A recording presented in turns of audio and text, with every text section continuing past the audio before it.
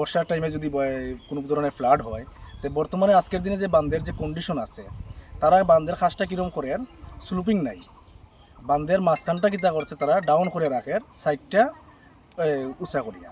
এতে কিতা কর বাঁধের মধ্যে এই বৃষ্টির জলটা জমিয়া যখন জলটা যেদিকে যায় এদিকে পুরো একটা কালবার্ডের মতো হয়ে যায়, বড় একটা ড্রেন হয়ে যায় গিয়া। এরকম করে করে এই অল্প যে বৃষ্টি দিছিল 2-3 দিন, এই বৃষ্টিতে কিতাইছে চতুর্দিকে বাঙ্গার কারণে এখন গাড়ি একটা বাইরেতে পারে না বা গাড়ি একটা ঢুকতে পারে না। তো আমরা দাবি হয়েছে কিতা যে কাজটা করা হর ফার্স্টটা আর একটু বাড়তে হইব, আর এই স্লুপিংটা বাড়াইতে হইব, বান্ধের মিডিলটা উঁচা হইতে হইব।